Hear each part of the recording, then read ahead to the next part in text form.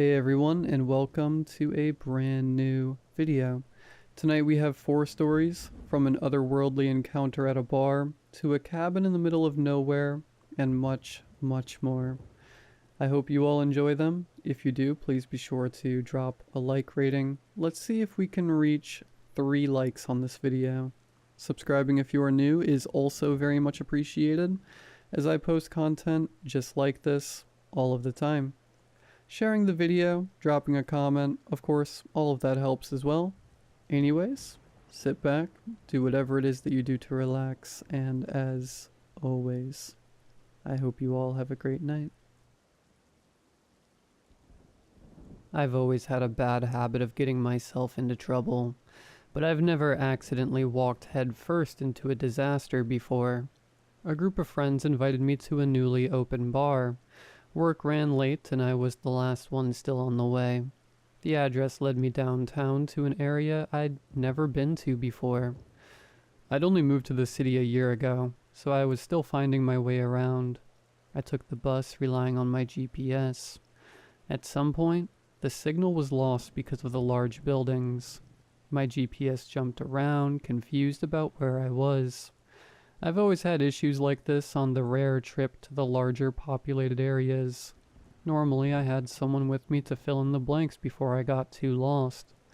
This time my phone guided me to the wrong location. I stepped off the bus and followed the jumpy directions on the screen until it told me I arrived at my destination. In front of me was a small alleyway that led to a bright red door. I heard the sounds of music mixed with voices. Assuming this was the back entrance to the bar, I walked forward hoping I could go in that way. The door opened to worn wooden steps with flaking paint. If it weren't for the clear sounds of activity, I would have second-guessed myself. At the bottom was a dim, smoky room with a large wooden bar on one side. A handful of tables filled the rest of the space. Most were empty aside from a few people with their backs turned towards the door. I didn't see my friends and started to think I got the wrong place. Maybe I could ask for directions since I was here. My eyes adjusted as I walked closer to the bar. The person behind it appeared odd. This must either be a themed place or some sort of early Halloween event was happening. At first I assumed he had some kind of hairpiece. When he turned to face me, I stopped in my tracks seeing his face. It appeared bright blue flowers were growing out of the left side of his face, upwards mixing with his long mossy hair. Whatever makeup he used was very impressive. The sight of the leaves coming through the skin made me internally squirm. I started getting the attention of the others. Sweat started at the base of my neck. The others were also dressed up. Some had horns or glowing eyes. I swear I noticed a pair of realistic hooves peek out from under the table. Could you... I got cut off by a smaller person suddenly slamming into my side and hooking their arm into mine. There you are. You're late, a thin, whispery voice said. Looking down, I saw it belonged to a short person with long, gray, smoke-like hair. At first, I thought it was a girl, but the loose top gave away his gender. My eyes must have been playing tricks on me. His bare feet looked to be floating off the ground for a moment, and a long lion tail flicked behind him. Barry, I'm taking my client to one of the comfort rooms. Can you ask Mitty to drop off some drinks? He asked the bartender, who nodded. I found myself getting pulled aside with strength I didn't think this guy had. I was confused, to put it lightly. He guided us to a hallway lined with more doors. We quickly ducked inside into a small room with a deep red leather couch taking up most of the space. I started to panic, wondering what on earth I got myself into. The stranger sat down, letting out a massive sigh. His face was red from embarrassment. He didn't appear threatening.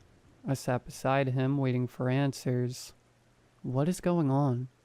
I finally asked after giving him a moment. I should be asking you that. How did you even get in here? He pressed, leaning forward. His voice was so light that even though he was raising it, it sounded like it could be lost in a gust of wind. I walked in here. What kind of dress-up event is going on? How does your tail work? I reached out for the tail on the couch cushion for it to be pulled away from my hand. The stranger studied my face, deciding if I was lying or not. You really don't know what kind of place you walked into, he said cautiously. It's just a bar, I shrugged. My words were proved very, very wrong after a knock came to the door. It opened a second afterward. A set of drinks on a small silver serving tray, and one of the many hands of the creature that appeared. My body shrank back, the massive shape spilling through the door like liquid. It appeared to be made up of a mess of dark limbs swimming into each other. The drinks were set down on the small table, and the creature slipped away, leaving behind a strange, burnt smell. I sat in shock, trying to get my heart to slow down. I was too scared to move aside from glancing to my side to see if the other person in the room was freaked out as well. When I was able, I grabbed the drink, chugging it in one go. If it was poisoned, then I wouldn't need to deal with seeing any more of those monsters. What was that? I gasped. Biddy. He's nicer than Mitty. Yeah, that didn't explain anything at all. What about you? I said when I realized we never introduced ourselves. I'm Wisp. He awkwardly held out his hand for me to shake. Joey. I said, feeling odd that a simple handshake calmed me down a little. I stood trying to pace around the room, attempting to make sense of all this. What is even going on? I mean, that was a monster. Things like that aren't real. How can they be without people knowing about it? I questioned, my fear coming back. Do you want the really long and complicated answer you might not understand, or the simple one? Wisp offered. Simple. Magic. He shrugged. I let myself sink back onto the couch, head swimming. Okay, sure, whatever. Monsters and magic were real. That didn't help me out right then. I needed to get out of there. I'm sorry this happened. Normally humans can't enter this place. I'm not sure if it was by accident. You were able to get in here, or if it was on purpose to lure in an unaware meal by the bar owner. He looked distraught over the mix-up. I had the feeling no one would expect Wisp to step up and help an unsuspecting human, giving the lie that he had been waiting for me some credit. He saved my life by some very quick thinking. Can I just wait a few minutes and just leave? I questioned. Wisp shook his head, his hair moving slowly as if underwater. Maybe. There is a chance you'll be able to walk out of here after it seems like you're done with my services. The issue is, I owe a few people outside favors. If one of them asks me to hand you over for a meal, I'll need to listen to them, or give myself instead. I would like to think of a way for both of us to get out of here, he explained with another shake of his head. I studied him closer than before. He had slim, delicate features and clothing made of a light, almost sheer fabric. I found my mind wandering over what kind of services he offered. He did call this a comfort room after all. What services? I mean, surely they'll be listening for certain noises, I commented, feeling my face starting to turn a shade of pink. An amused smirk appeared on Wisp's face, followed by my train of thought. I'm good at massages. What do you think I offered? He teased. My face turned a deeper shade of red as I refused to answer. Can I just sneak out the back door? I suggested. His face lit up with an enthusiastic nod. He grabbed my wrist, ready to lead. We'll try that. He opened the door and poked his head out, seeing that the coast was clear. Slowly we walked down the long hallway of red doors, the Stress building. I stopped when I heard a scream cut short behind one of those doors. A faint crunch came that made my skin crawl. Glancing at Wisp, his expression confirmed what I suspected. These rooms were used for monsters to eat in private, as well as to do other things. I tightened my grip on his small hand, relieved he had been the one to approach me at the bar. We finally found the end of the hallway. It ended in two paths. One appeared to go further inside with another line of doors, and the other led to a double set of doors. Through the circular window, I saw it was a kitchen. There was also a set of doors I assumed to be for some washrooms. We needed to get through the kitchen without anyone noticing us, and we were in the clear. Somehow something had been following us without making a single sound. I suddenly felt eyes at my back. Glancing over my shoulder, I was met with a horrifying sight. The monster behind had been the same one that served the drinks. The body filled the entire hallway behind us. The shapeless man silently moved the countless limbs and black liquid connecting them. A hand from the mass reached out and pointed in the direction of the washrooms. Wisp gave me a stressed expression, showing I should go inside the room. Dragging Wisp behind me, we stumbled inside, locking the door behind us. The room was small with only a single sink and two stalls. I waited for my heart to slow down enough to think clearly. "Should we?" I started. Voices outside made me shut up really fast. My hands flew to the door to keep it locked. "Do you know what room they're in?" the deeper voice asked. "Why are you asking? Unlike me, Wisp doesn't owe you a meal," the softer voice pointed out. "It's a human that walked in here with his own free will. He exposed himself to us.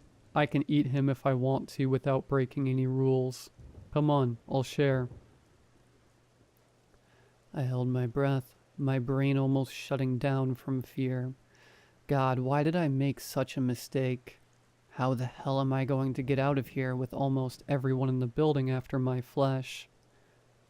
"Only if we ask Smile to cook the human for us. I'm a bit tired of raw food." The deep voice scoffed at the suggestion. For another minute or so, they had a discussion of what was the best way to eat humans. These two sounded human, and yet they weren't. I never expected monsters to come in so many different types. Biddy was a nightmare, and yet Wisp was gentle and kind. "Hey Biddy, which way did they go?" the deep voice questioned. My heart stopped, and I felt Wisp place a hand on my shoulder. After a second, the voice thanked the silent creature. I heard the footsteps get closer. Then, thankfully, they started down the other hallway. A knock came to the door. Wisp put a hand on mine, showing it was okay to come out. Biddy greeted us. The black shape pressed against the ceiling. Wisp nodded at it, then guided me back down where we came from. Biddy dripped down, expanding to fill the hallway behind us, shielding us from anyone who may see us from the other end of the hallway. We darted inside a room and collapsed on the couch, exhausted from the short trip.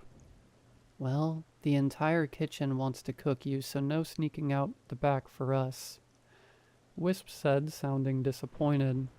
An idea came to me. "Biddy seems nice. Do you think him will help me get out of here?" I suggested. Wisp rested his chin on his palm, thinking it over. "Supernatural creatures don't use money. Our world runs based on a favor system. I won't go into how complicated it can get, but Biddy is bound by our rules to take something from a person if they ask something from him.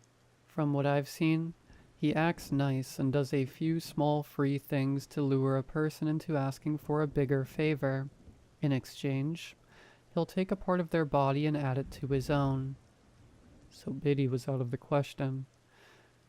His guiding the other pair away wasn't out of the goodness of his heart. He wanted something out of me like everyone else, aside from Wisp. "What about you? What do you get out of this?" I asked, hating how it sounded like I was accusing him of some sort of an ulterior motive.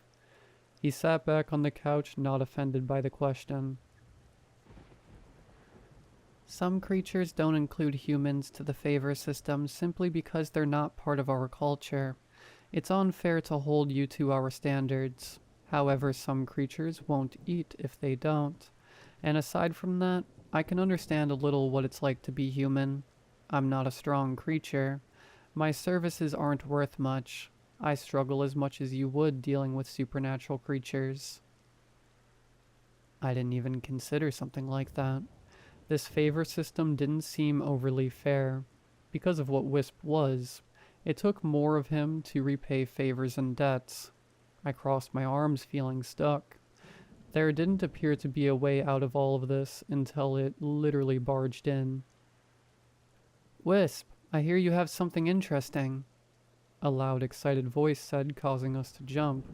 The person who walked in made Wisp cringe out of annoyance and disgust. It was easy to tell he didn't think much of the newcomer. At first, I thought it was a guy. After seeing the high black heels, I changed my mind. Gender was a hard thing to pin down with supernatural creatures. Her hair was red and shoulder length. It was a wild, wavy mess that covered half her face. A scar at the side of her mouth made it appear she was always smiling. Jake, how did you even find out? I swear you snoop around looking to cause trouble. Wisp commented, not pleased at all. Yeah, I do, she said proudly. Anyway, let me have a bite. In a flash, he was in front of me trying to defend a poor human from a much stronger creature. She waved a clawed hand, amused over his display. You owe me a lot, you know, she mocked with a cruel expression. You're a half-breed. Why should I repay anything when you don't belong to our world? He said bitterly. Her cheerful demeanor dropped and a dark expression came over her face. I felt chills run through my body. This person was strong. Deep down, I knew that. It was like a primal fear awakened, telling me to run. Oh, you're cute. Saying something like that while your legs shake, she pointed out.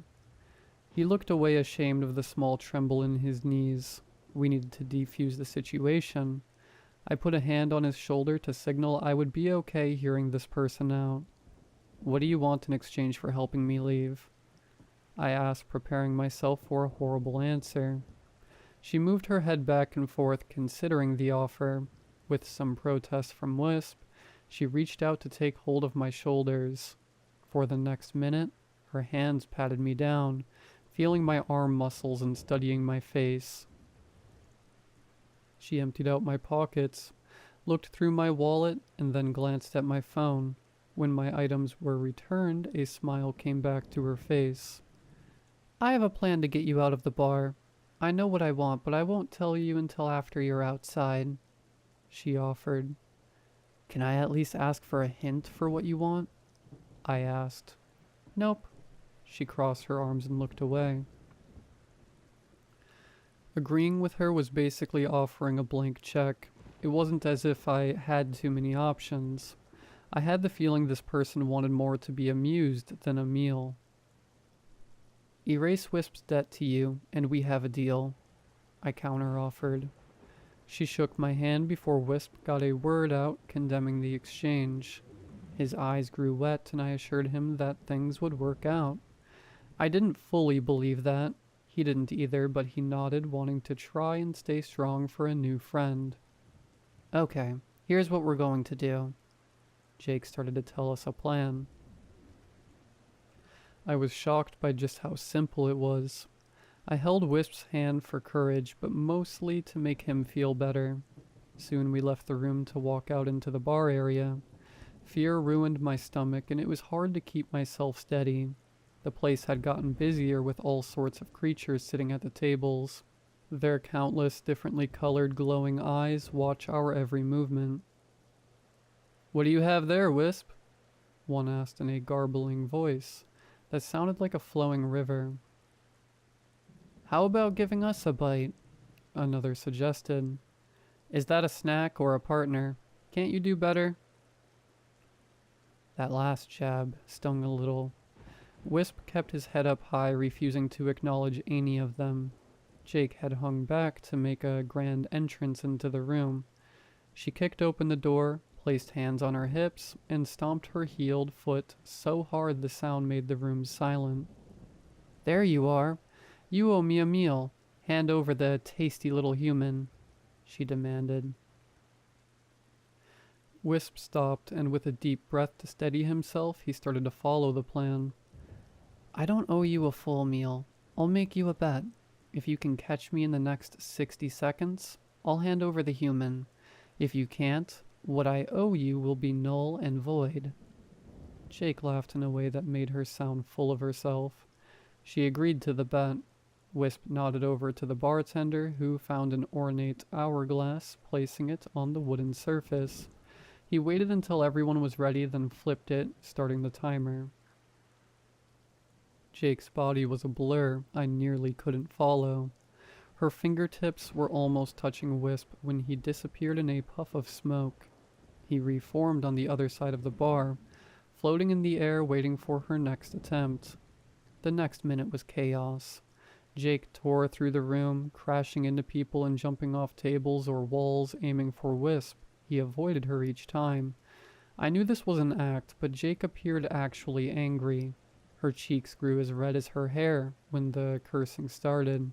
She got down on all fours, bouncing around the room like a cat, being just a millisecond too late catching her target. When the time was up, Wisp appeared next to my side, his arms wrapped around mine. The bar was a mess, and yet the creatures inside were howling with laughter, jeering at Jake, who should have been able to catch a weaker creature. She stayed on all fours, literally fuming. Smoke poured from her mouth as a red glow appeared at the base of her throat. I really thought she might start spitting fire.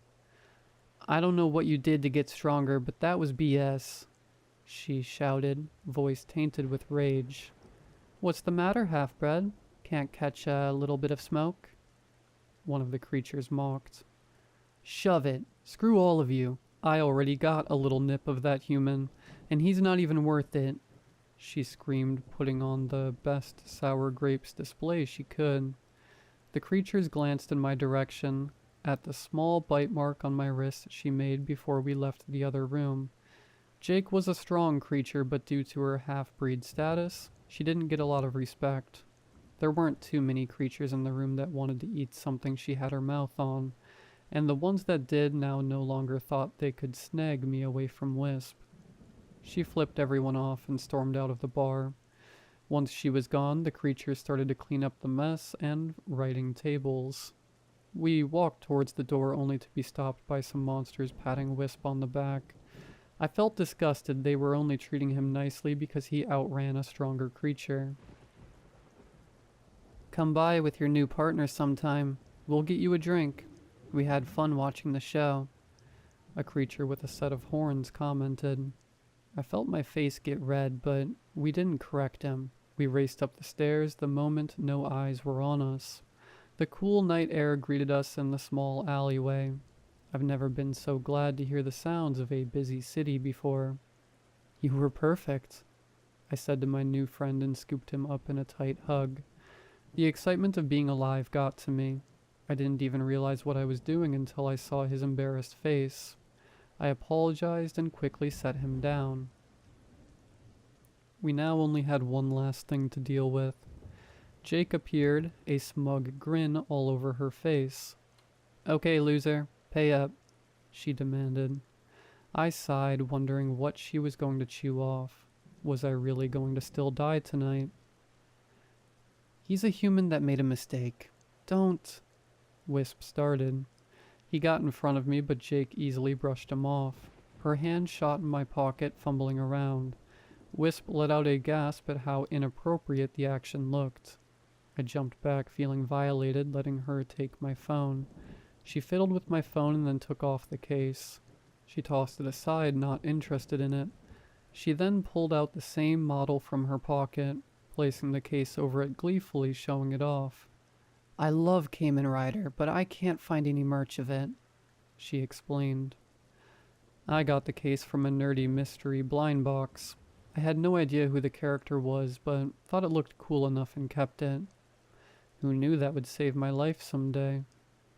That's it? Wisp asks, stunned. Do you want me to take something else? She grinned. We both shook our heads, praying she wasn't going to change her mind.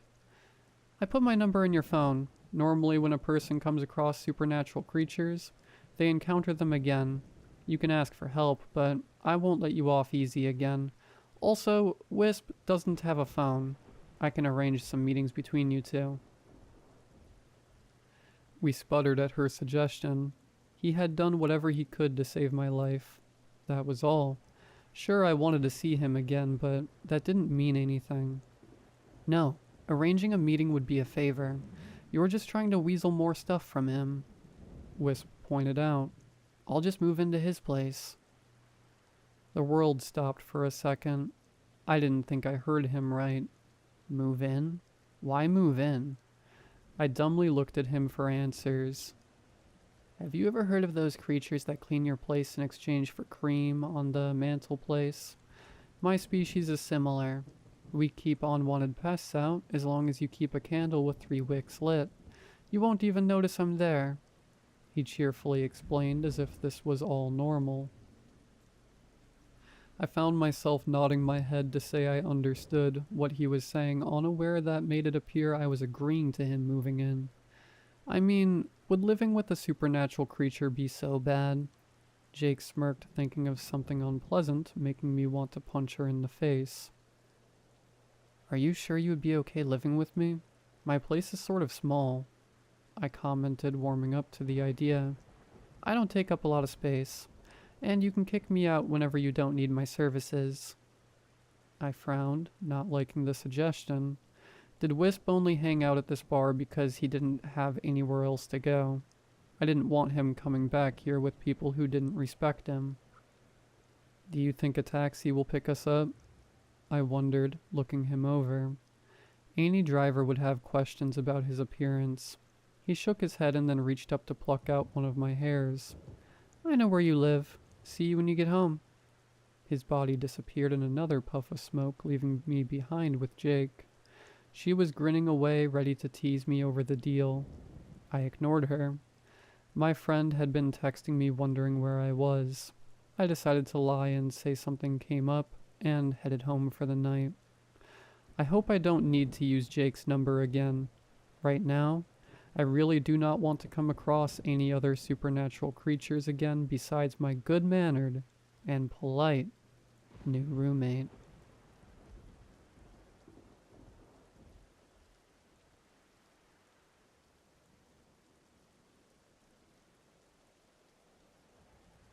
Hopefully this is the right place for this, because I have no idea what else to do. The police are useless. No one I've talked to takes me seriously. I know this story sounds impossible, but something happened to my brother and my friend, and I need to figure out what it was and how to get them back. I am so scared something horrible has happened to them. The cops found this typed up on Steph's phone and asked me if I could explain it. I can't. It looks like she was trying to post it here but couldn't get enough of a signal for it to go through. I'm posting it now to see if anyone can actually help, because I can't make any sense of it. I haven't changed a thing. I even left the typos in case I missed something important. Steph didn't mention the name of the town, and I won't either, because I don't think anyone should go looking for it. I certainly won't be going back anytime soon. Not unless I have to. Please, just read this, and help if you can.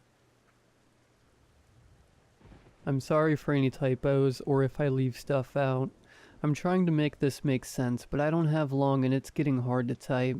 I hope somebody can tell me what's going on and how to stop it. I'm so scared and I don't know what to do. I'm in this cabin in the mountains in Pennsylvania. I don't even know what this place is called. I just followed my friend's directions. Please just help me. I'm supposed to be dog sitting for my friend's brother, but stuff started going wrong pretty much immediately. My friend, Amy, we're 26 now, but we've known each other since 6th grade. She knew I was strapped for cash and she let me know her brother needed a dog sitter for this weekend. I'm not really a dog person. There was an incident when I was a kid. I still have the scar to prove it. It took me forever to mostly move past it, but I need the money. And I won't lie, I've always kind of had a crush on her brother. So I jumped at the chance to get his number and maybe an in with him. What she failed to tell me is that her brother, Jason, lived in a creepy cabin in the middle of the creepy woods in the creepy mountains. I knew it was rural. She'd said as much before, but I figured he was at least near a town of some kind. Nope. Miles from anything that could remotely be called a town. I probably should have guessed when Amy sent me typed up directions instead of just giving me an address to plug into Google Maps.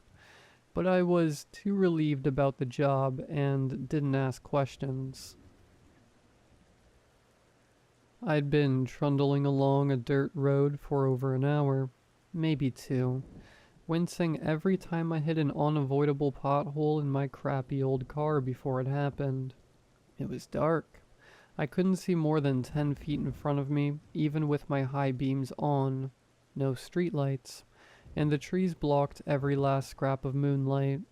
Anyway, I was creeping along, trying not to do any permanent damage to my car. I was munching on some of the French fries I'd picked up before I got off the highway, and thank God, since I doubted any pizza place would deliver out here, and I was too wiped to cook for myself.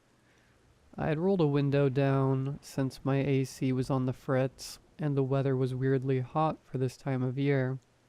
I always thought of the woods as quiet, but the noise was ungodly.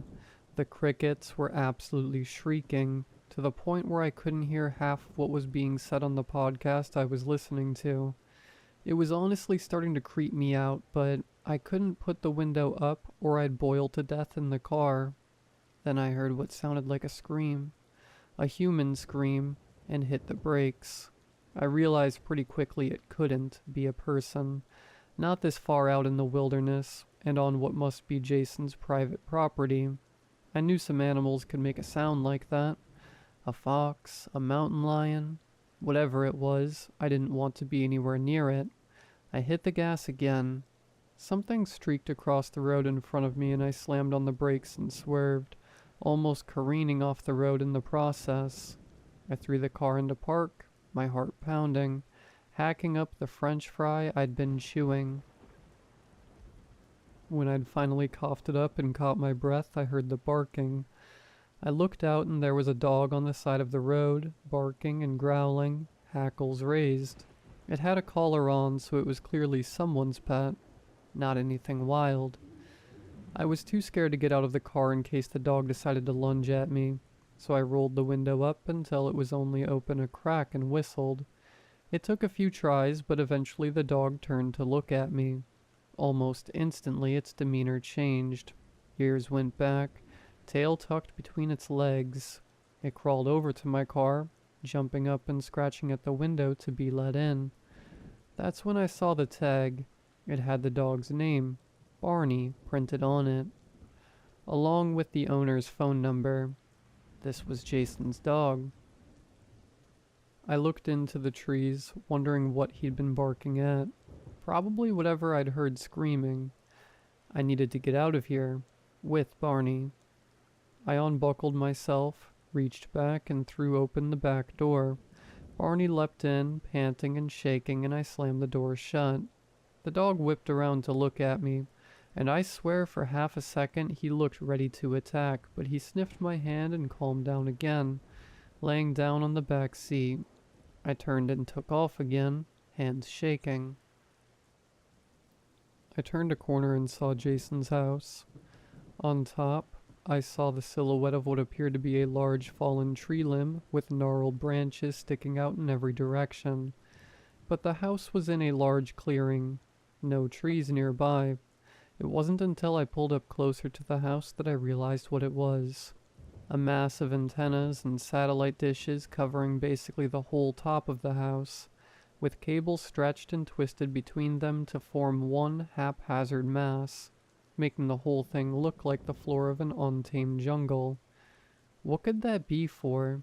Was that how Jason had an internet connection out here?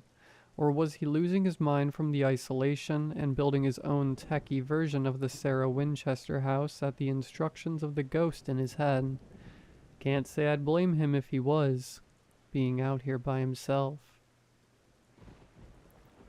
All the lights were on and I could see his car parked around the side of the cabin. And right in front of me, I saw the front door open wide. Immediately a million different horrifying scenarios run through my mind.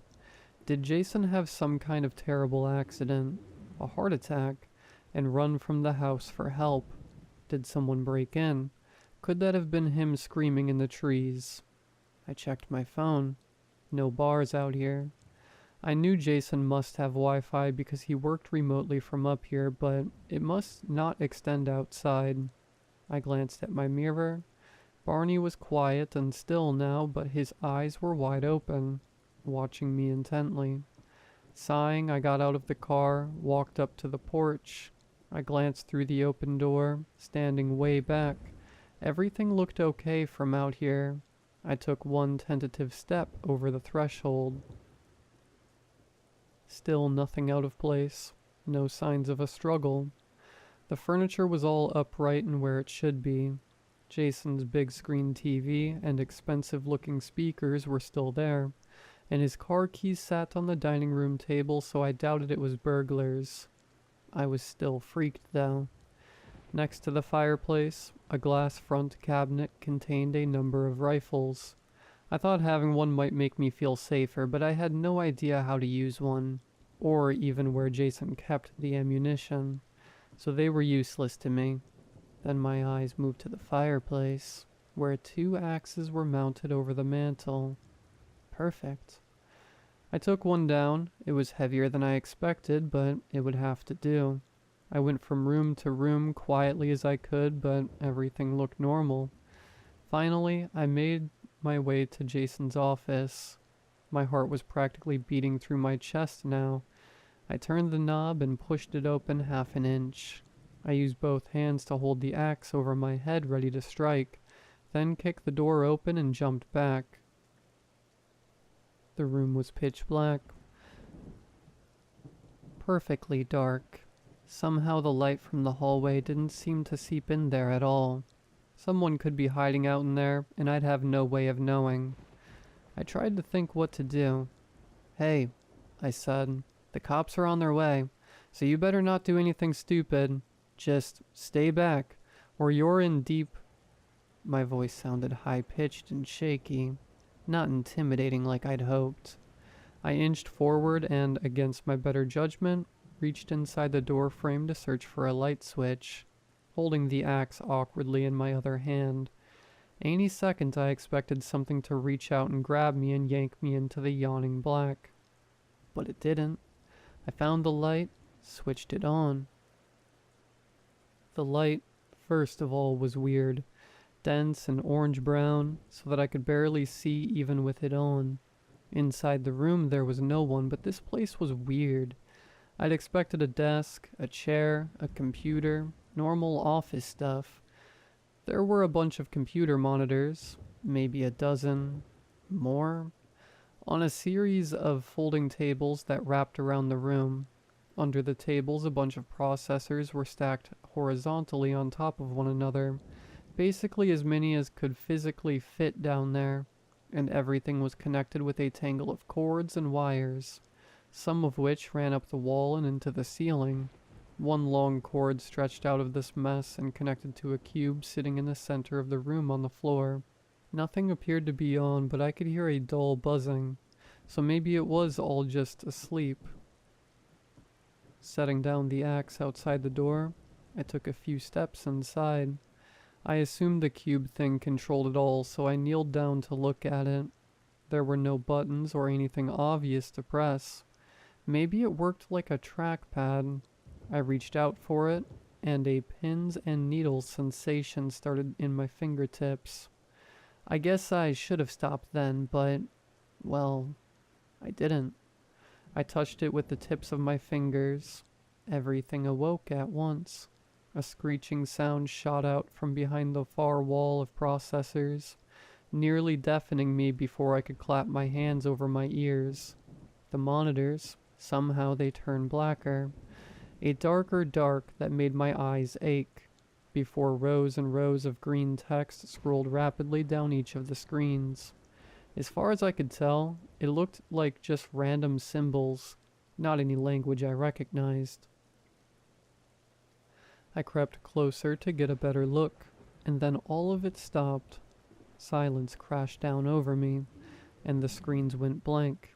Cringing, I gave the cube a few tentative pokes, but nothing happened this time. Even the buzzing had quieted. My fingers still felt like they were vibrating, though. What the? I rose to my feet with difficulty, as my legs were wobbling beneath me. I shook my hand in a futile attempt to get rid of that vibrating feeling, then pulled out my phone. My signal was strong here, so I tried to call Jason, but my calls wouldn't connect. I don't mean it went straight to voicemail. I mean it made this horrible screechy sound that I guess means the number has been disconnected. For a moment, I thought the computers had turned back on, but no, it was just my phone. I tried texting him too, but those bounced right back. So I called Amy. Hey, Steph, did you get there okay? Well, yes, but I think something's wrong. Jason's not here. What do you mean? Asked Amy. I mean, I drove up here. Barney was out running loose, and the cabin door was wide open, but no Jason inside. A long pause. Are you sure? Amy, I checked the whole place. He's gone. Nothing's out of place. I don't think he was hurt or anything, but he's not here. Did you call him? I can't get through. Okay. I'll call the friends he's supposed to meet up with. Maybe he's with them. I think maybe I should call the police. I don't... She stopped suddenly. Amy? No response. I checked my phone. The call had been cut off. No signal. Great. I walked out of the office to check on Barney, and the office door slammed shut behind me. I screamed and fell to the floor. I lay there for a long time, too scared to look behind me. Finally, I stood up and tried the door, but it was firmly locked. I leaned my full weight into it, but it wouldn't budge. I should have left. I know that. But slowly, methodically, I convinced myself that everything had a logical explanation. Jason had left the house in a hurry because there'd been an emergency. Whatever was up with the signal on my phone must have messed with his too. That's why he hadn't called or texted. His car was here, but, well, maybe he had a second one, or a motorcycle or something, or someone picked him up. The office, well, that was weird. Maybe Jason was running some kind of experiment. That would explain the stuff in the roof, too. Or maybe I was right earlier and he was kind of losing it, being all alone up here. And the door, the wind must have blown it shut, but there had been no window in there. Screw it. The AC must have switched on, blown the door shut, and jammed it somehow. I calmed a little and went to call Amy back, but I had no service. Oh well, nothing I could do about it now. Eventually, I explained away all of it. Part of me was still scared, but what was I going to do? Run away from here? Run from nothing and no one? I went out to the car to collect Barney and my things, looking around me for any kind of threat. I had to drag the dog back to the house. He kept staring and growling at the tree line. Had the mountain lion or whatever followed us back? This whole thing was really unnerving, and I started second-guessing my decision to stay. But I didn't want to wind my way back down the mountain in the pitch dark with a mad dog in tow. I'd stay here till morning, and leave then if I needed. Maybe by then, Amy would have figured out that Jason is fine. Maybe the dog would be back to normal. Maybe this gig wouldn't be a total... I shook my hand again. That pins and needles feeling just would not subside. And then I fed the dog, poured myself a large glass of the wine I'd brought, and sat down to watch some TV and finish my french fries. The cable up here was not much better than the cell service, it turned out. The signal was fuzzy and kept cutting out. Finally, I gave up and rummaged through the stacks of DVDs next to the couch. He had almost nothing I liked, almost all thrillers and horror. How he managed to watch these things up here all by himself, I do not understand. But I found some sci-fi thing that didn't seem too scary, so I popped it into the DVD player and sat down to watch it. I fell asleep almost instantly. I woke to the sound of Barney growling. I sat bolt upright and saw him standing at the door, baring his teeth, ready to attack. Oh, buddy, not again. I stood up and looked out the window. Nothing, just trees and dark. Barney had quieted down again. I realized I need to let the dog out before bed. I clipped on his collar and leash and started to walk outside, but grabbed the axe on my way out, just in case. Nothing happened to us. Barney did not so much as glance up at the trees, just did his business and went back inside. Whatever had been stalking us must have given up. I turned off the movie and went to brush my teeth, feeling much more relaxed than I had just a few minutes ago. If it weren't for the vibrating, it had spread to the fingers on my other hand now, I'd have felt completely at peace. When I came out of the bathroom, I noticed something on the floor that I hadn't seen before. It was a piece of paper torn off from the paper bag, with a few words scrawled on it in messy handwriting. Sorry, I have to go. I stared at it, confused for a moment, and then suddenly overcome with rage. Sorry? Have to go? Was Jason serious? He couldn't have at least closed the door behind him and sent me a text? I snatched the paper off the ground. It was clearly torn off and written in a rush. Maybe he had an emergency and had no time to think things through. But then why was his car still here? Who knew? Who cared? I crumpled up the note and hurled it at the trash can across the room. Right at that moment, Barney went ballistic. Dog! I stormed out of the living room to see what he was up to now. He was barking at the closet. The coat closet. To the right of the fireplace. What the... I approached the dog, my sense of dread growing stronger by the second. I picked up the axe I'd set down earlier just in case. I reached for the door handle. Barney backed away, tail between his legs. I pulled the door open. Nothing. Totally normal closet. Some coats hanging up, a pair of muddy boots on the floor. The vibrating in my hands was getting worse though. But wait, back in the corner. What? The wall shouldn't extend that far. It just shouldn't. It would cut off the hallway on the other side. I stepped inside and was instantly hit with a wave of nausea so severe it brought me to my knees. When I bent down, I saw further back into the far corner, past the coats. Black. Deep, dark, soul black. I opened my mouth to scream, but nothing came out. A growl. I whipped around, fighting the urge to puke. Barney stood a few feet back from the door, poised to attack, snarling. Hackles all the way up from neck to tail. Whoa, I said, trying to sound calm. It's okay, buddy. He lunged, coming straight at me. Without thinking, I reached forward and slammed the door shut. Silence. More silence. Barney? I reached for the handle. It wasn't there. I felt around for it, but it was nowhere. The door frame was gone too.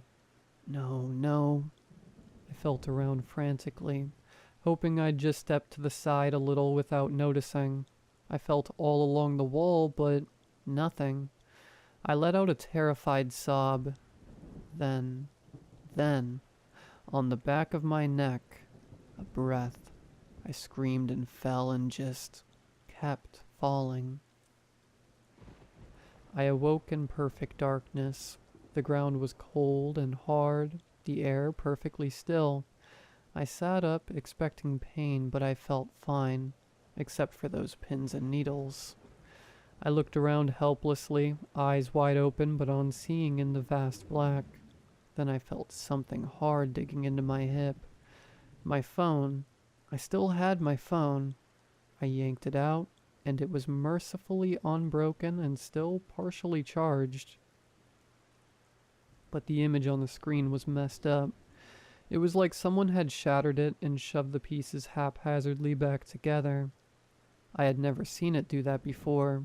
I had never seen any phone do that before. I touched the screen, right in the center, and it started screaming. White noise, shrieking at me, like the phone was alive and in agony.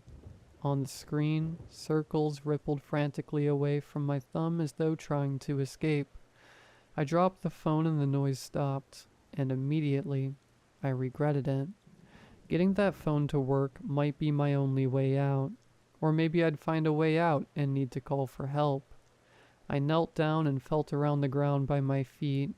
After a minute I started to panic that it had bounced away. But no, there it was. I tucked it back into my pocket. When I stood, my hand brushed something solid, and I jerked back, hitting a wall behind me. A wall. So this place wasn't endless. I reached out in front of me, took a few steps forward, and another wall. To my right, a wall. I reached out to my left, took a few steps. Nothing. That way was open. Maybe there was a way out of here. A few more steps and my toe bumped something solid, heavy. I bent down, felt around with my hand. The axe. It had come with me too. I gripped it tight and stood. I walked a bit further, shuffling because I was still blind. I would bump the left wall, then try to straighten out, then shuffle for a bit longer and bump the right wall. It was clear before long that this was a tunnel. I don't know how long I continued like that, in that dark. It felt endless, and it was getting colder, colder all the time. I was constantly terrified that I would suddenly drop off a cliff, or run into something dangerous, or find the end of this place and realize that I was truly trapped. And then, a light up ahead. More like a glow than a bright light, like the sun just starting to peek up over the horizon. I quickened my pace, bashing into the walls a couple of times. Colder and colder. As I got closer to the light, I realized it wasn't a single point. The light was coming from distinct points on either side of the tunnel. I was too far to say for sure, but I thought they looked like doorways. As I got closer, my suspicion was confirmed. Doorways, staggered along both sides of the tunnel, harsh, glowing lights, spilling from each of them. I approached the first one, shivering now. I looked through the doorway and felt the hope drain from me. It was static, like on a TV, white and glowy and fuzzy, a buzzing sound in the background. If I looked hard enough, I thought I could see movement behind it, but that could have just been my imagination, or my eyes playing tricks after so long in the dark. The vibrating in my hands was stronger here. I made my way to the next one, more of the same. Then my phone began to vibrate in my pocket. I yanked it out, praying that someone was calling, someone who could help, but no, it was just more ripples. Though this time it was happening without me touching the screen. The white noise was back, but quieter, matching the tone of the doorways. I put the phone back in my pocket. I took one tentative step toward the door, then another. I reached a hand out toward it, but as my fingers inched forward, an overwhelming sense of dread washed over me. I tried to push through it, But then the static did that rippling thing and it pushed back. It was like it was trying to repel me. Finally, when I couldn't take it anymore, I yanked my arm back. I dropped to the ground and started to cry, despair weighing me down. There was no way out. I sobbed and sobbed until I wore myself out, and then I just laid there staring up at nothing. The dread feeling slowly faded. I stood up and looked further down the tunnel. There were doors as far as I could see, alternating on either side. They all appeared to frame the same static as the first one. There was nothing else I could do. I kept walking.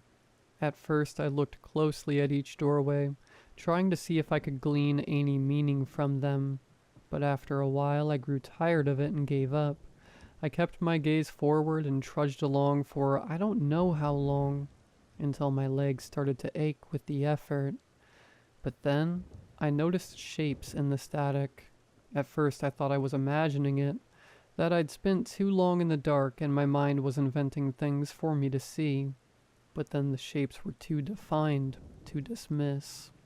I couldn't make out what they were doing, but there were definitely people moving around in there. I tried to call them, but they didn't seem to notice. I walked closer to one of them, hoping this time I might make it through, but the dread and the static pushed me back again. And then I could hear them. Almost imperceptible at first, but growing just a bit louder at each doorway. And then I could see scenes playing out. A man and a woman screaming at each other, their faces inches apart. I ducked away instinctively, as though any second they might turn on me. A creature, a dog lunging at the doorway.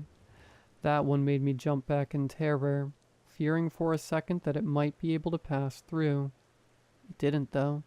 It just disappeared and started over again a moment later. And the next one, a little girl sitting on the ground, hunched over herself, shaking.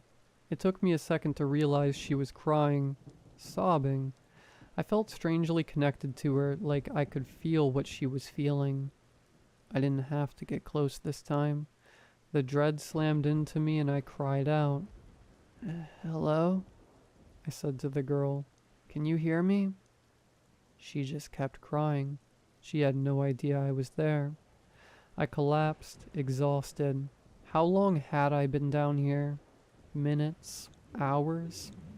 I couldn't keep going, but I couldn't sleep when I felt like this. I used the last of my remaining energy to crawl a little further, so I was in equal distance from the last door and the next. The dread wasn't gone here, but it was bearable. In any case, it weighed me to the spot. I couldn't have moved if I wanted to. I shut my eyes. I shot up to my feet in an instant, a scream reverberating through my head. I had slept no idea how long, but this wasn't a dream. It was real, and it wasn't muffled like the doorway sounds. It stopped. I had no idea which direction it had come from. I stopped and listened closely, but there was nothing now. My heart was pounding, fear and adrenaline pumping through me, and I knew I wasn't going back to sleep. I took up my journey again, faster now. The blurry scenes continued. The dread pressed in on me, forcing me to the middle of the tunnel, and as I walked and walked, glancing now and then at the doorways, I noticed something about the scenes. Maybe it was because they were becoming clearer, or because I'd been in here among them for so long, but they were familiar. I hadn't wanted to admit it at the time. I couldn't think clearly anyway, but that little girl, I knew her. I was her. And I remembered that moment. I'd just come home from school and my mom had sat me down, stony-faced, and told me that our cat had died. I had cried all night and the next day, and for days after she died. And the two people arguing, I couldn't see them clearly. I'm almost certain they were my parents. They'd had so many screaming matches just like that before we left. The neighbor's dog slipping his leash and attacking me. I still had that scar on my right arm, and there I was again, sitting alone at a lunch table, trying desperately not to cry, climbing a tree, then the ground rushing up at me. A group of girls surrounding me, laughing, pushing me down. I didn't know what this place was, or how it knew, or where it got my memories, but it was clear by now. It was playing back the worst moments of my life, and I was trapped in here with them. And I knew it was only going to get worse. If I wanted to ever get out of here, I had to keep going, though. I tried to keep my eyes down on the path in front of me, but it didn't help. I could still hear my cries, my screams, lost as I was in my despair. It took me longer than it should have to notice. Footsteps. Like the scream before, I knew they were real. They were not muffled like the doorways. They were clear and real and terrible, and they were coming from the direction I had just come from. I had to hurry. I didn't want to meet whatever lived down here. I started to jog. As I tried to put space between myself and the footsteps, the scenes grew clearer and more intense. My mom pulling me from my bed in the middle of the night and dragging me out to the car. No explanation, with nothing but the clothes we had on. I never saw my childhood home again. The footsteps are closer. I start to flat out run. Still, I could see the scenes playing out on either side of me. Another doorway, a hand lurching out for my neck. I screamed and tried not to look. And then, ahead, a light.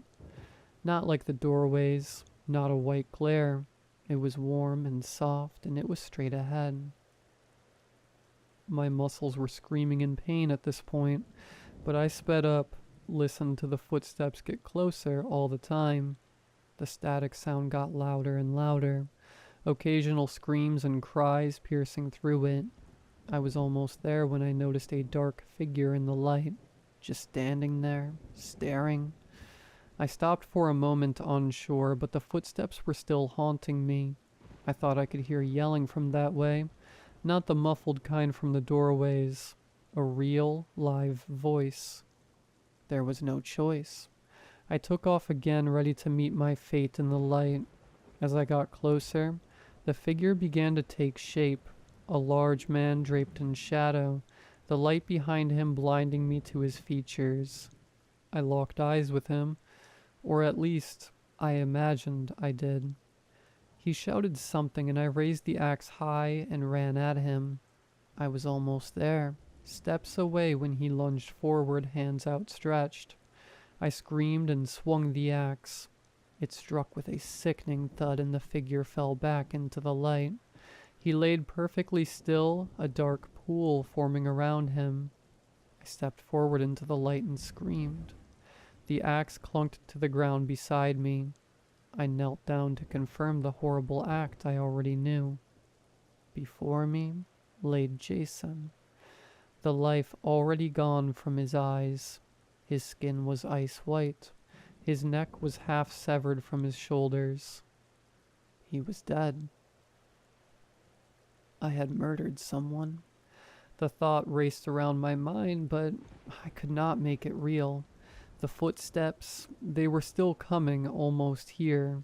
Suddenly, violently, I vomited, but I couldn't stop. I had to go. The footsteps were pounding now, the yelling louder, bouncing off the walls and whirring together with the static.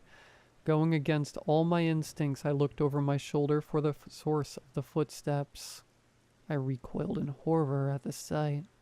It was a human-shaped thing, made of static, with human features flashing through every few seconds.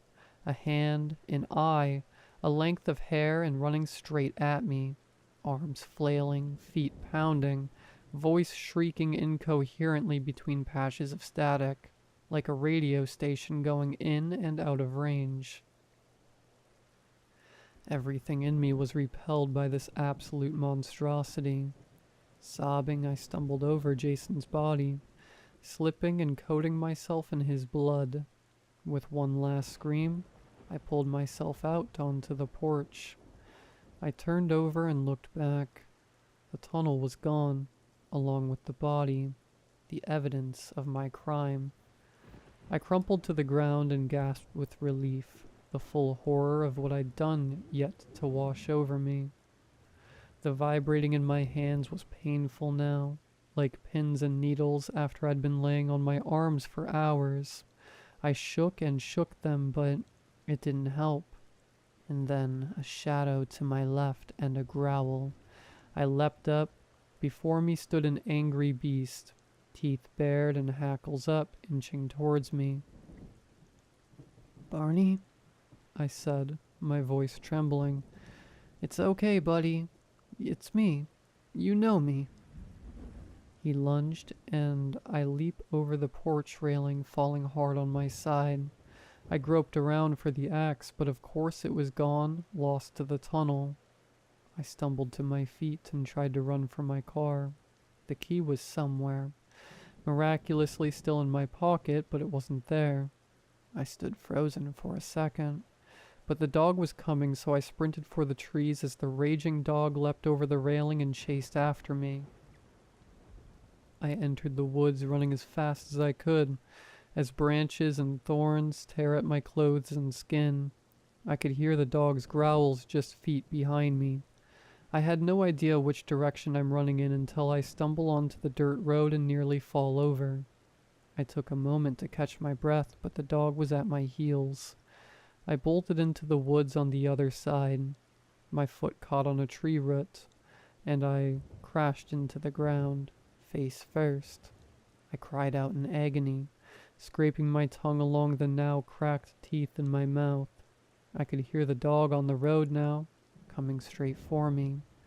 But then a flash of lights and the squeal of brakes. I considered crawling over, calling out, but then I remembered the blood on my clothes. What could I say? Then I heard a whistle, and another, and another. The dog stops growling, whimpers instead. I heard a car door open and slam shut again, and that's when I realize I ran onto the road just as the car was pulling away. My car. It rolls away into the dark. I followed the car, stopping just before I emerge from the trees. I can feel the night's wear on my muscles now that I've slowed. My limbs are so heavy. I'm so tired. I watched myself emerge from the car, and it's all I can do not to pass out. I lean against a tree and let myself sink to the dirt. There's a soft static sound echoing in my head now. My other self ushered the dog inside and closed the door.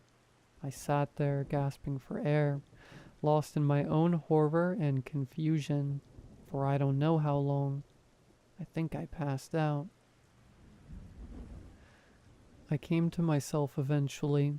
The front door was shut, and I think Barney is gone from the car. The vibration has sped up my arms and into my shoulders, and I know what it is now. It's the static. It's in me now, in my head, ever since I touched the cube. I remembered the phone. I pulled it out, fumbling it at first because my hands won't stop vibrating. It was no longer spasming, but I still had no signal. At some point, though, I must have had one because I have 8 missed calls, all from Amy. She left a few voicemails of varying lengths, but they wouldn't load. One text got through. "Where are you? Please pick up." I had to get out of here. I had no idea where I'd go or what I'd do. No idea how I could live in a world where there are 2 of me. But I had to do something. I had to figure out how to get rid of this static, this infection somehow. I still had my car key in my back pocket. I watched the windows for a minute. No sign of other me. I creeped toward my car, key in hand, keeping low to the ground. As I got closer, I could hear Barney barking and grumbling inside. I unlock the door and crawl inside, shut the door. Just in time. The cabin door swung open and other me walked out with the dog.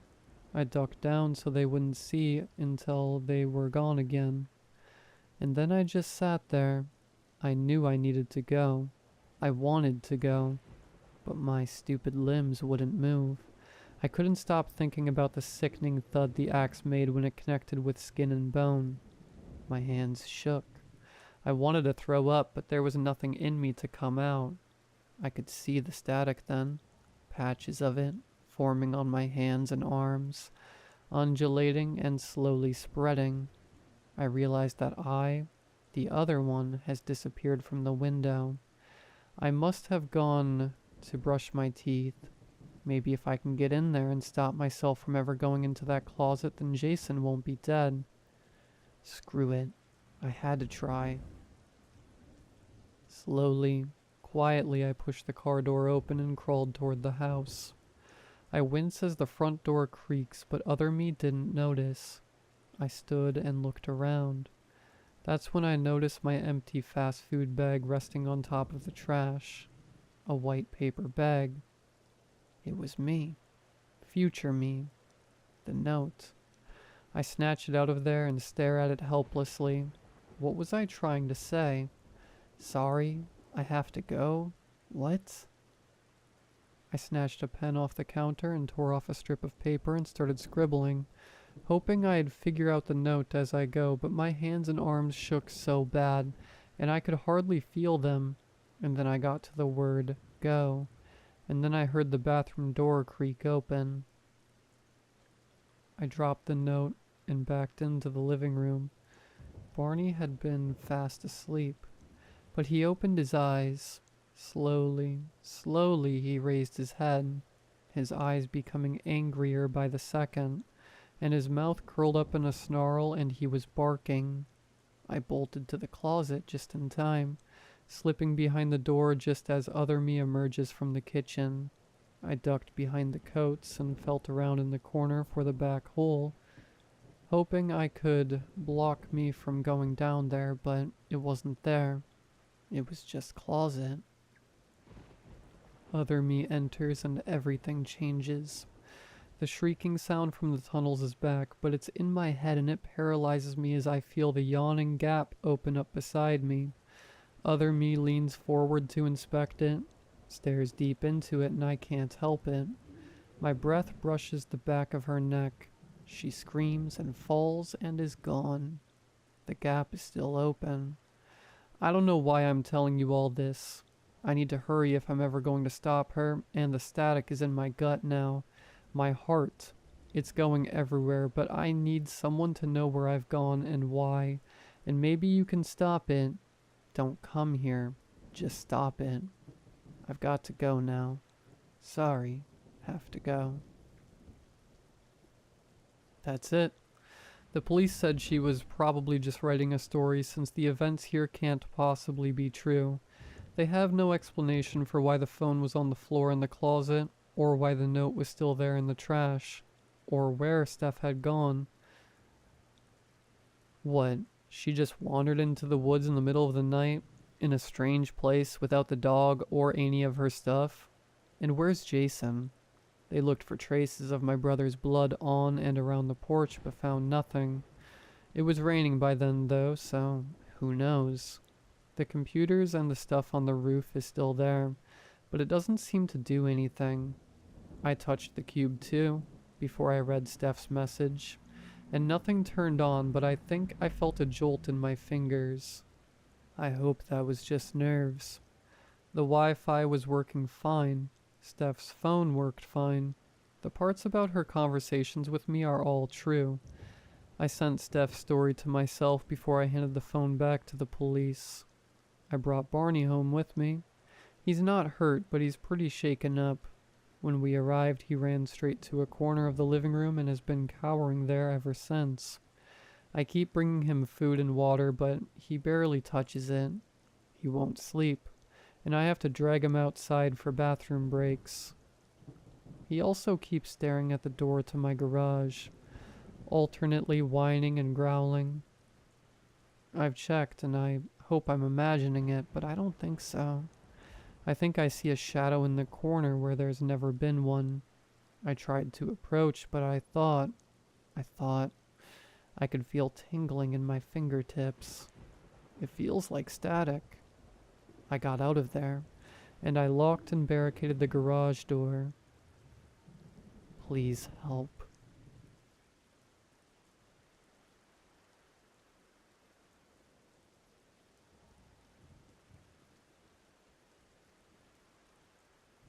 With my head throbbing and clutching my handbag tightly to my chest, I walked quickly through the indoor parking garage. A massive concrete structure. Every space was full. Cars of all makes and models squeezed between the lines. I was running late for my niece's 5th birthday. I find family occasions overwhelming. The innocent yet gut-wrenching questions like, when are you going to meet a nice young man and settle down? And the worst one, have you tried online dating? I just smile and give a rehearsed answer about my career. I continued to hurry through the parking garage. I stopped and scanned the area. I simply couldn't remember where I parked. My head was still throbbing, pounding to be exact. I never suffered from migraines, but that's the only way to describe it. That or a jackhammer to my temple. I reached into my handbag and took out a small bottle of pills. I swallowed a few pills. No water needed. A slight relief. I continued to look for my car. My car was a Mini, the opposite of all my friends' giant soccer mom SUVs.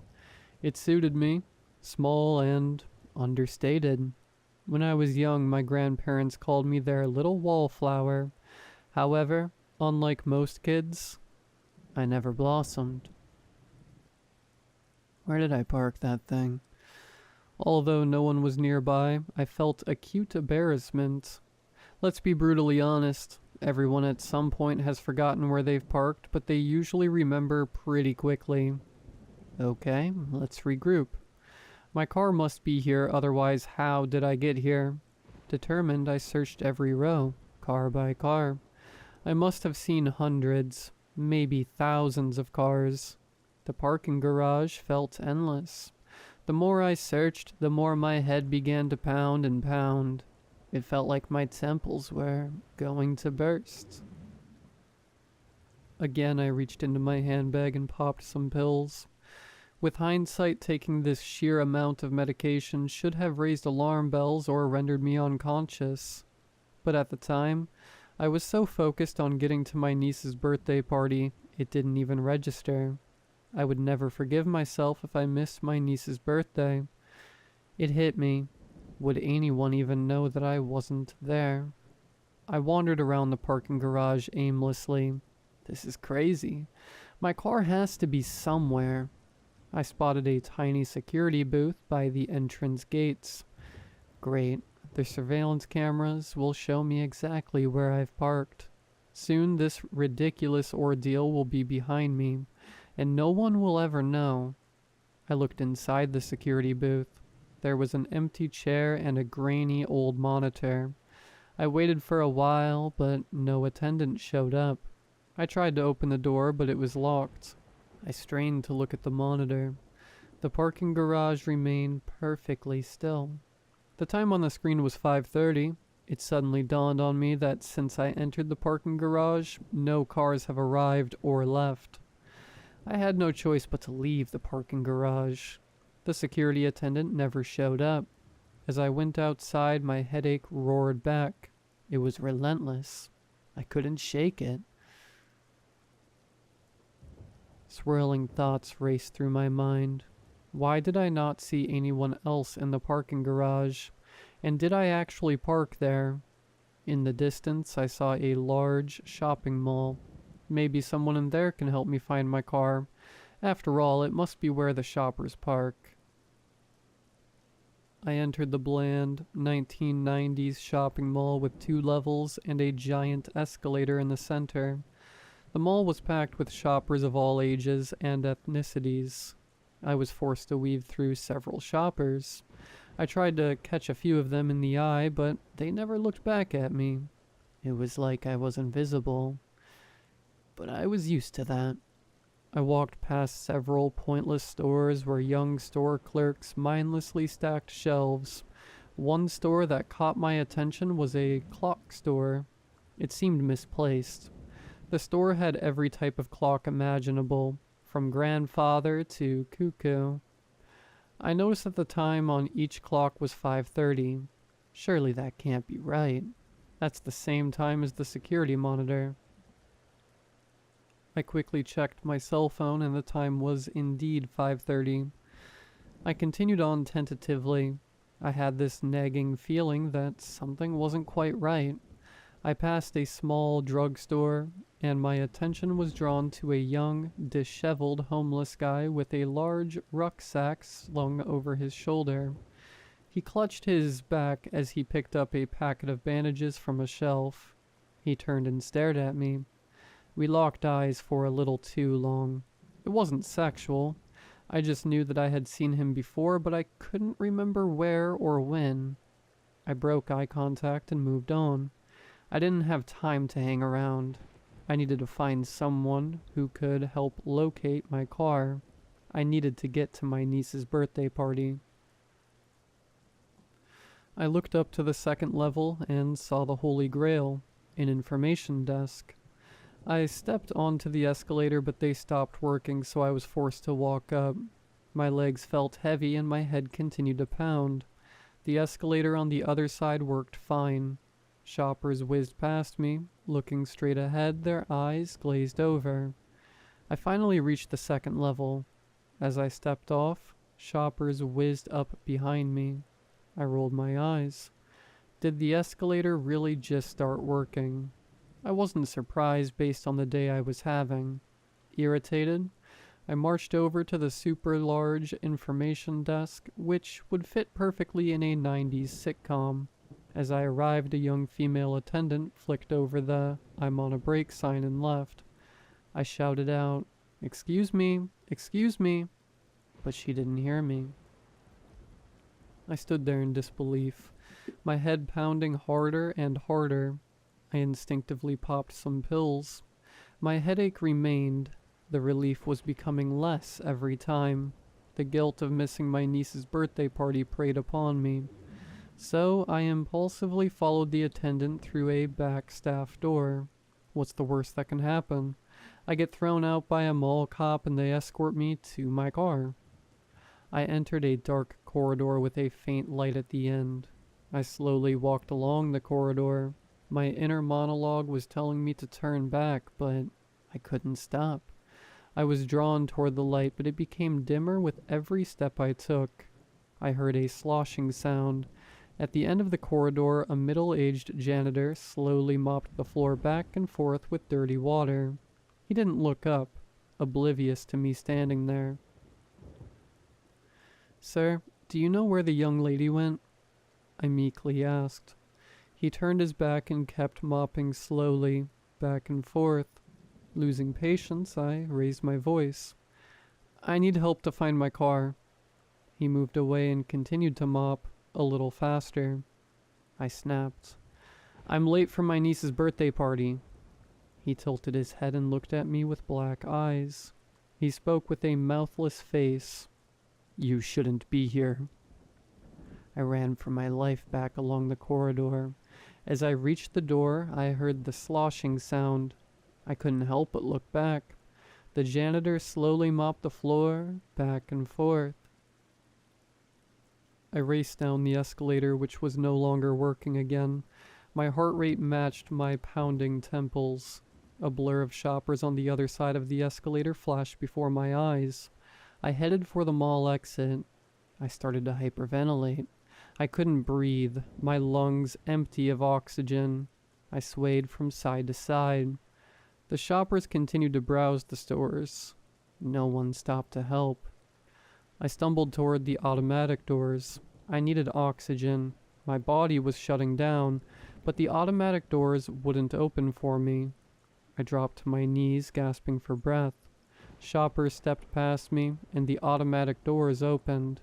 Unable to breathe, I reached out my hand. A hand grasped my hand and pulled me outside. I desperately sucked in oxygen. I gazed up and saw the young homeless guy looking back at me. Little breaths, he tells me. His presence made me calmer and I breathed in and out. I know him, but how? I quickly rose to my feet and looked him straight in the eye. "Who are you?" I bluntly asked. I immediately regretted my tone, but I needed to know. The young homeless guy looked at me with his kind yet sad eyes. "I'm Thomas, but everyone calls me Beansy," he replied. "I prefer Thomas, but no one calls me Thomas." "Why did you help me?" I bluntly asked. I regretted my tone once again. "'Cause you are the first person who's looked at me today," he replied. "We've got that in common," I replied. "What's your name?" he asked. "Penelope, though my parents only called me that when I was naughty," I answered. "I was rarely naughty, so everyone called me Penny. I prefer Penelope." Thomas smiled. "Penelope, we've got that in common as well." We shook hands.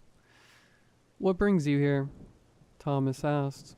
It seemed like an innocuous question, but I felt there was more behind it. Does he know why I'm here? But how can he know when I don't even know? Of course, deep down I knew why I was here, but if I couldn't admit it to myself, how could I admit it to a stranger? I hesitated. "I'm here to pick up a few things for my niece's birthday party." He studied me for a minute. I quickly changed the subject. "I forgot where I parked," I told him. Thomas chuckled and I tapped him on the side. "That's not funny." He winced and clutched his lower back. "Sorry," I said. "I'm fine," he sharply replied. He glanced at his watch. I noticed the time on his watch was 5:30. Before I can say anything, he told me, "My train's about to leave soon." "Thank you, Thomas," I said. "Will you be okay?" he asked. "I'm just going to get an Uber. I'll figure out the car situation another time," I replied. Thomas smiled and walked away. I noticed that every few seconds he clutched his lower back. I watched him till he was out of sight. Will I see him again? Something told me inside he knew the reason why I couldn't remember where I'd parked. Okay, so I need to refocus. I've been here way too long and my niece's birthday party will be over soon. It hit me again. Would anyone even notice that I wasn't there? I took my cell phone from my handbag and tried to book an Uber. There were no drivers available in the area.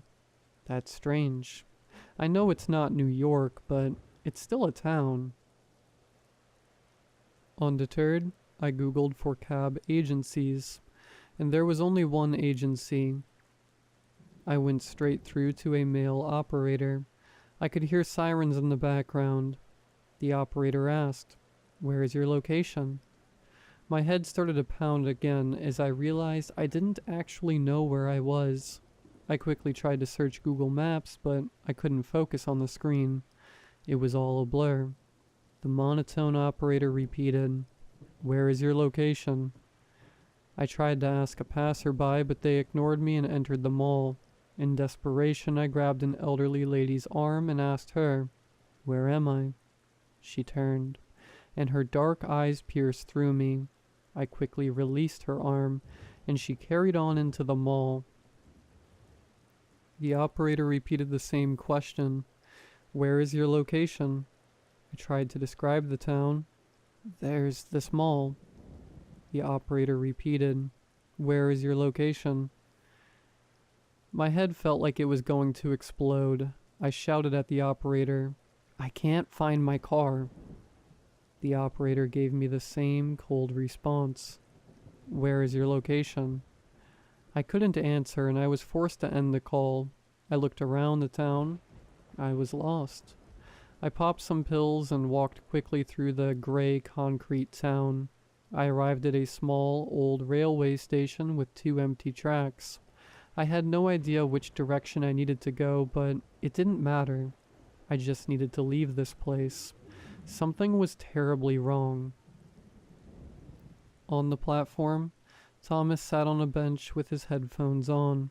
He was singing a country song. I couldn't make out the song, but I remembered thinking he had a pleasant voice. I must admit I was relieved to see him, but also concerned he was still waiting. I tentatively sat beside him, leaving plenty of space. Thomas removed his headphones and looked at me with his kind, sad eyes. I noticed there was no song playing on his cell phone. "So, what happened to your Uber?" he asked. "No drivers in my area," I replied. I was too embarrassed to mention the cab incident. It's too bad he knows that I couldn't remember where I'd parked. As he was about to put his headphones back in, I asked him, "When's the train supposed to leave?" 5:30, he replied. He checked his watch and it was still 5:30. "It must be broken," he added. I checked my cell phone and the time was 5:30. I stared at him. "It's not just your watch that is broken." We both waited in silence. No trains arrived or left the platform. I couldn't tell you how long we waited. It could have been minutes or hours. It's difficult to judge when time appears to stop. Eventually, Thomas broke the silence. "Where are you going?" "My niece's birthday party," I replied. "How old is she?" he asked. With a glint in my eye, I answered, 5, and I'm her favorite aunt." He quickly followed up with another question. "Why are you late for the party?" I glared back at him. It's like he already knew but wanted me to clarify. But how does he know? And how does he fit into all this? Of course, I knew the answer, but it was still too painful to admit. I quickly changed the subject. "Where are you going with such a large rucksack?" I must admit, it did cross my mind that instead of going, he could be escaping. "Going home," he replied. "It's been too long." I smiled. "I'm sure your family will be pleased." He then proceeded to tell me his life story about being the black sheep of the family. I could see the pain and rejection in his eyes.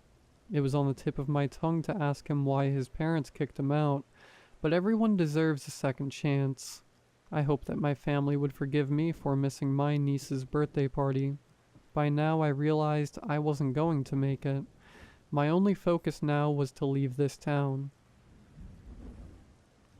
Thomas looked me in the eye and told me the real reason he was going back. "I need a good bath." He jokingly smelt under his armpits. We both chuckled and went back to staring at the empty track. I popped some pills and Thomas looked at me. "What?" I said defensively. He replied, "You've been taking pills non-stop since I met you." It was now dusk and clearly no trains were ever coming.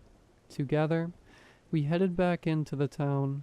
In the background, the unnerving sound of sirens. Thomas winced and clutched his back.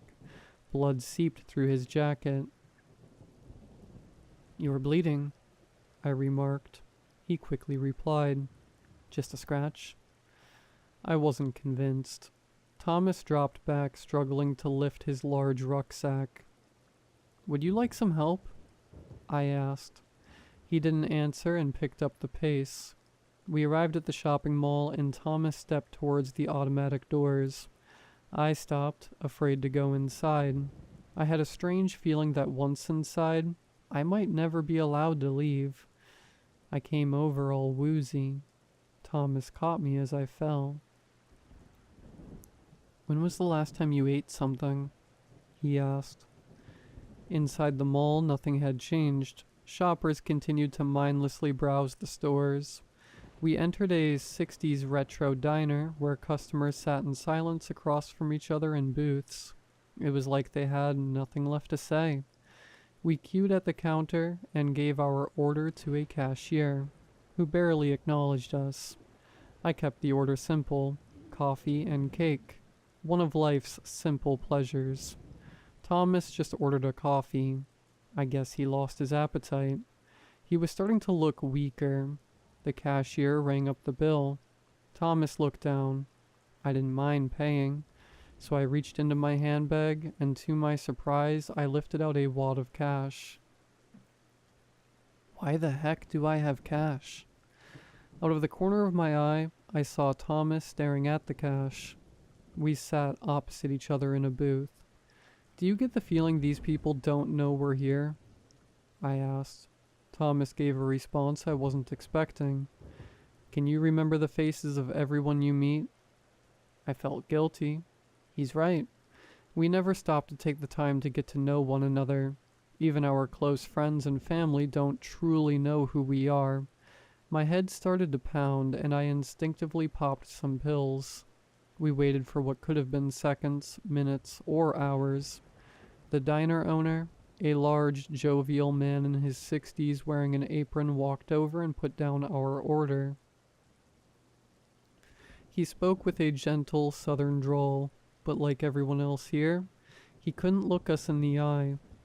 Ma'am, latte with a slice of cake, he said. And sir, one Americano. I stared down at the slice of pink birthday cake. The diner owner casually left. Starving, I started to devour the pink birthday cake, but it was chalky and tasteless. Thomas sipped his black coffee, which became slick like oil. He recoiled in disgust. At that moment, every customer stood up and left. The diner owner returned to our booth. Mall's closing, he told us. I need to speak to someone about my car, I remarked. Better eat and drink up, he added. It was like he was on autopilot. He then told us something chilling in his gentle southern drawl. You don't want to be here when it's dark. It's different when it's dark. The diner owner casually left. Thomas and I exchanged a look of deep concern. We exited the mall diner, still hungry and thirsty. The shoppers were leaving the mall in droves. I heard the familiar, disturbing sloshing sound. Dozens of janitors were mopping the floor back and forth. They looked up with their black eyes and circled toward us, mopping faster and faster. We ran through the mall toward the exit. You shouldn't be here, they chanted with their mouthless faces. It dawned on me. They weren't chasing us. They were warning us. We sprinted to the automatic doors which were closing. I knew they wouldn't reopen, and we would be trapped inside forever. As the mall lights went off, we scraped through the automatic doors. Outside was now pitch black. Sirens roared in the background. Maniacal laughter echoed through the streets. I turned to Thomas. We're getting out of here. My car has to be in the parking garage. With only the moonlight to guide us, we headed toward the parking garage. Clutching his lower back, Thomas could barely lift up his rucksack, but still wouldn't allow me to help. A fleeting thought crossed my mind. Is there something in the bag he doesn't want me to see? The maniacal laughter grew louder and louder. I glanced behind to see if we were being followed, and to my horror, the moonlight shape shifted into demon silhouettes. This must be a hallucination. It can't be real. I looked behind again, and the demon silhouettes grew larger and more defined. We arrived at the parking garage. Once inside the parking garage, the roaring sirens and the maniacal laughter stopped. The demon silhouettes didn't follow us in. Are they not allowed in here? Are there rules? The parking garage was still packed full of cars. What car do you drive? Thomas asked. I struggled to answer him. I couldn't remember. My headache had been getting progressively worse. It was as if someone stabbed a screwdriver through my temples. I popped some pills and closed my eyes. I flashed back to earlier when I drove my Mini into the parking garage. Back to reality, I shouted out, Mini. We scanned the parking garage, and every single car was now a Mini. I stared at the rows upon rows of Minis in sheer disbelief. Use your fob, Thomas told me. I fumbled to find my key fob in my handbag and noticed the wad of cash. Why do I have that amount of money? I pressed my fob and every single car flashed open. Suddenly, a wave of shoppers and staff from the mall entered the parking garage. They simultaneously got into their minis and drove off. One of the minis drove straight at us, and I yanked Thomas and myself behind a concrete pillar. I heard slow, loud footsteps. I peered from behind the pillar and saw the diner owner walking towards the last remaining mini. I jumped out from behind the pillar. "That's my car." He spoke in his gentle southern drawl. "You don't want to be here when it's dark. It's different when it's dark." He gets into the car and closes the door. "Please take us with you," I cried out. "We need to leave this place." The diner owner casually reversed out of the space. I desperately pounded on the windshield. "Help us! Help us!" The diner owner drove off and I was forced to step away. My head was on the verge of exploding. I chugged back the bottle of pills. The parking garage spun around me. I snapped out of my trance and looked over at Thomas, who was lying in a pool of his own blood. I removed his blood-soaked bandage, and to my shock saw a large, gaping hole from his back to his stomach. "You've been shot," I exclaimed. His eyes glazed over. He whispered, "I know." I wrapped my t-shirt tightly around his wound and called for an ambulance. "My friend's been shot," I cried out. The monotone operator asked, "Where is your location?" I was forced to end the call. I realized no one would be coming to save us. I turned to Thomas, who struggled to keep his eyes open. "We're leaving this godforsaken town." With my arm around his waist, we exited the parking garage. Thomas limply dragged his rucksack along the ground. He refused to leave it behind. Outside, I nervously scanned right and left. There was no sign of the demon silhouettes. Maybe it was just a hallucination from my headaches. I decided to turn left. It didn't matter as long as we could escape to another town and get help. I struggled to pull Thomas along, who was getting progressively weaker. He still clasped onto his rucksack like his life depended on it. Blood dripped from his bullet wound, creating a trail. Sirens raged in the background. The demon silhouette's shape shifted from the moonlight and laughing maniacally followed us. I tried to move faster, but the demon silhouettes got closer.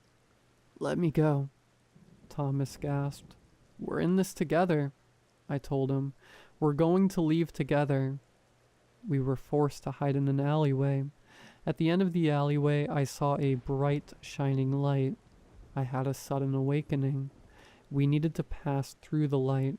It's our only chance to leave this town. A jarring pain seared through my head. I collapsed Thomas and myself hard to the ground. We both lay there, incapacitated. The demon silhouettes towered above us like skyscrapers. I desperately reached into my handbag for my bottle of pills, but it was empty. Thomas strained and reached into his rucksack. He took out another bottle of pills and passed them to me. I instinctively paid him with the wad of cash. We locked eyes, and at that precise moment, I knew who he was, and he knew who I was. I flashed back to earlier when I walked quickly through the streets. I clutched my handbag tightly to my chest as I passed a large, hooded gang who laughed at me. I spotted a young homeless guy in a side alleyway. I nervously approached Thomas and asked him if he had any drugs. It wasn't the first time I'd searched the street for drugs. I was ashamed, but the humiliation of attending my niece's birthday party single was too much to handle. I just had to take the edge off. I had no choice but to get high. Thomas seemed unsure, but reached into his rucksack and handed me a bottle of pills. I took out the wad of cash from my handbag. Back in the strange town, the demon silhouettes engulfed me and pulled me away. I tried to fight back, but I stood no chance. They were too powerful. With his final surge of energy, Thomas lunged off the ground and pulled me back. I flashed back to the hooded gang robbing me of my cash. They grabbed my neck from behind and were choking me. I desperately tried to fight them off, punching, kicking, and clawing, but they were too strong. Thomas lunged at them and pulled me away. Thud.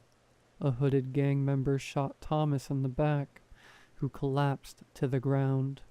I saw his eyes roll back. With sirens in the background, the hooded gang threw me to the ground and ran away. Crack. My head hit the concrete. Everything went dark. Back in the strange town, the demon silhouettes now had us both.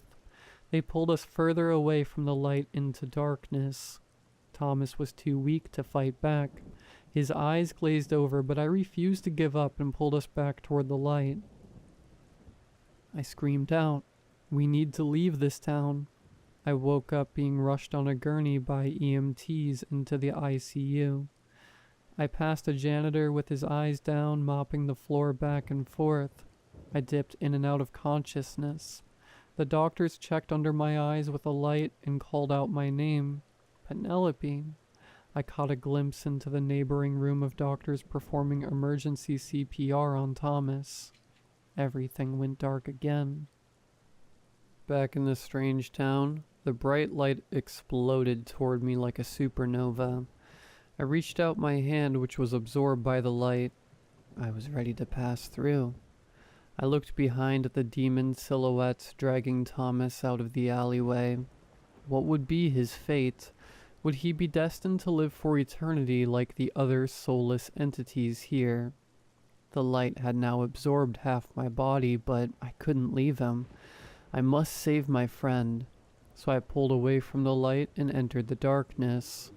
With my head about to erupt and blood pouring out of my ears, I chased after the demon silhouettes who scraped Thomas along the ground back toward the mall. Thomas' eyes turned from white to black, but I refused for him to become another mindless drone and grabbed his rucksack that he still clung on to, a symbol of him going home to his family. I pulled with all my might, but the demon silhouettes wouldn't release him. The light from the alleyway became faint. I gritted my teeth and channeled every negative emotion from feeling unloved, unworthy, and embarrassed of who I am. I screamed at the top of my lungs, "This little wallflower deserves happiness."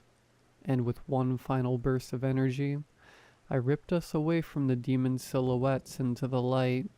My eyes opened wildly and I found myself lying in a hospital bed. I spoke to a kind nurse. "What happened?" I asked. "You were found unconscious in an alleyway," she replied. "What about the young guy with the rucksack?" I asked. She hesitated to answer. I presumed it had something to do with patient confidentiality. I looked at her with desperate eyes. "Please, I need to know if Thomas is alive." The nurse was taken aback that I knew his name. She leaned in close and told me, "He's alive, but it was touch and go. At one point he was pronounced clinically dead." I took a long, deep breath.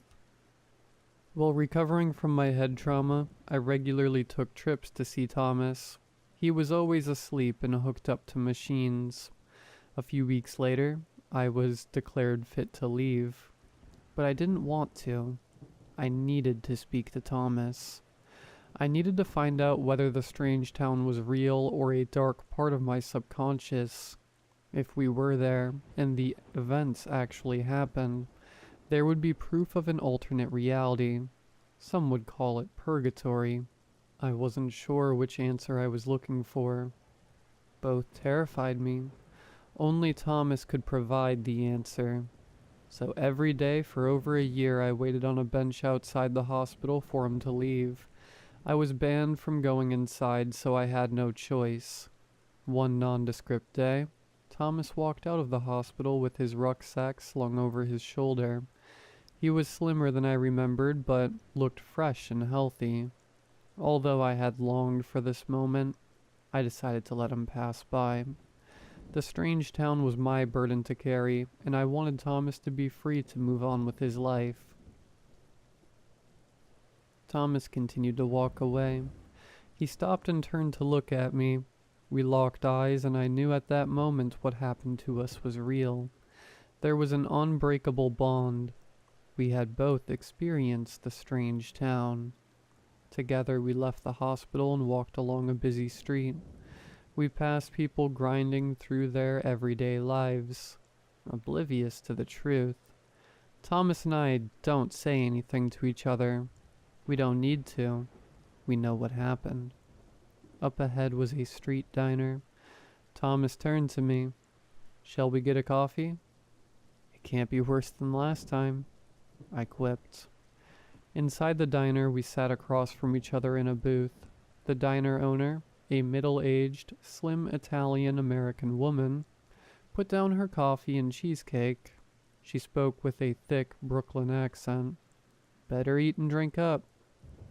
Thomas and I looked at each other. "You don't want to be here when it's dark. It's different when it's dark."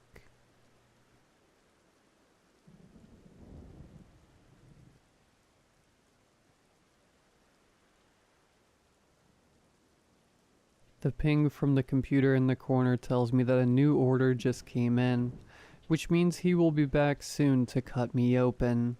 I can still feel the knife on my skin from the last time. The wounds are long gone, of course, but the memory never seems to fade. You'd think with all the money he has made off of me, he could afford to sedate me properly. He always said there was no reason to bother because he had invested in soundproofing the room. Instead, at least he gave me this phone, mostly so I could play offline mobile games because he obviously couldn't let me have internet access.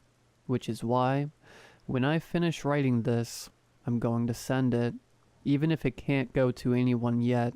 That way, if this phone is ever connected to the internet, even by accident, hopefully it will go through, no matter where I am by then. Either way, I should hurry. I don't have long to tell my story. So how did I end up here?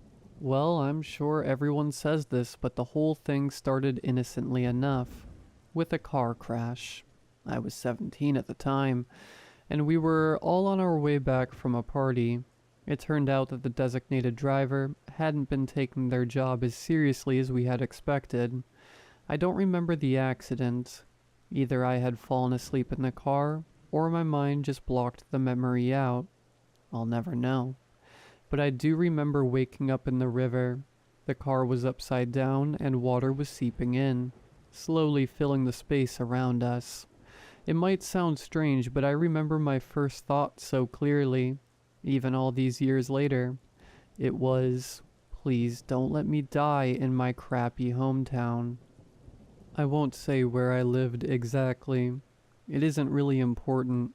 If you have been to any small town, you know what it was like.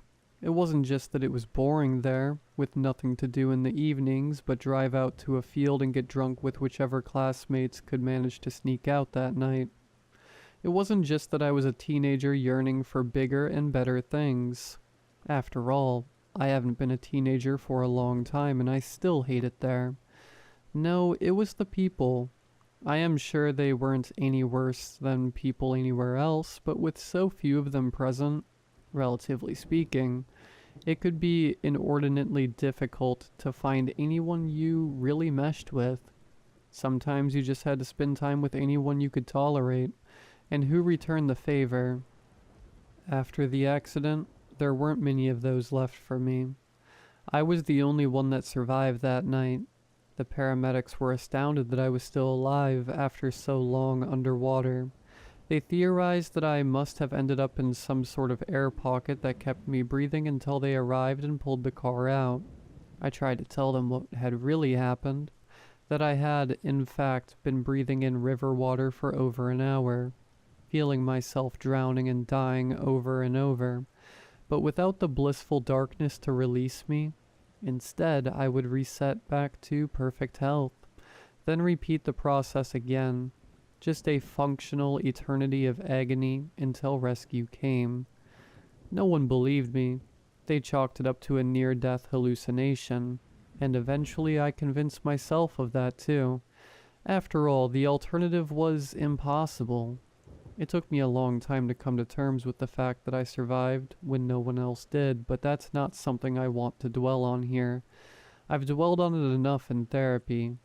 Regardless, I put the strangeness of that out of my mind until the next time I died. I was home from university visiting my family over the winter break. I figured that the only stress would be from trying to hide my new tattoo from my mother. The house fire disrupted that a bit. When the firefighters pulled me out of the basement, where I had been trapped by the flames, they told me it was a miracle I had survived. This time I knew for certain that I hadn't. I felt my death, but it couldn't claim me for some reason, and I needed to figure out why. That wasn't a quick process, so I will spare you the details and just summarize what I have learned over the years. The first and most important thing I found out is that everyone gets one, and only one, request of the universe. The trick is you don't get to decide which of the many requests you will probably make over the course of your lifetime gets granted. It seems to be mostly random. That is why most people don't even notice that this happens, because what they are granted is so small or random, and there is no way to tell anything unusual even happened. How many times have you silently wished for a traffic light to turn green before you get there? Or for a table to open up at your favorite restaurant? Or for the zipper to come unstuck on your jacket?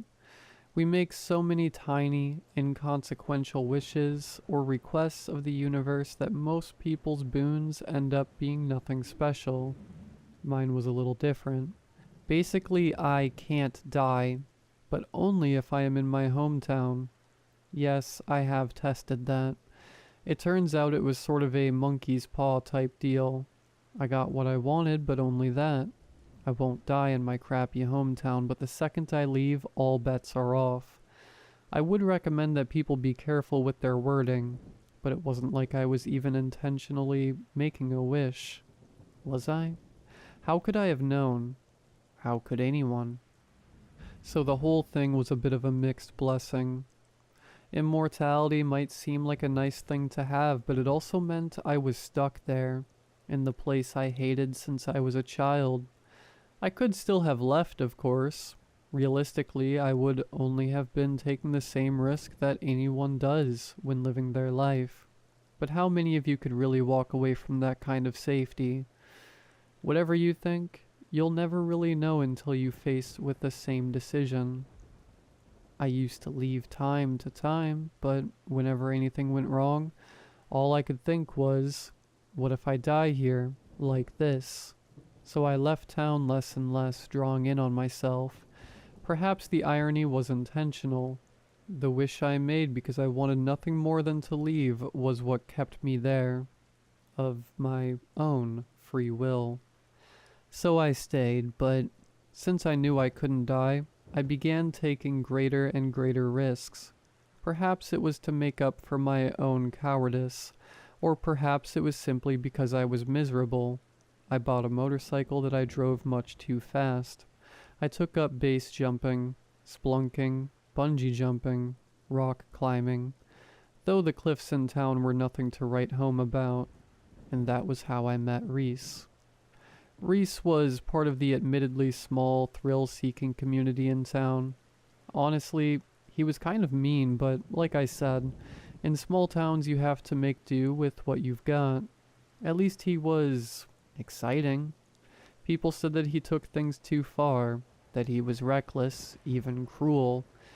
But that was what I liked about him. He was interesting.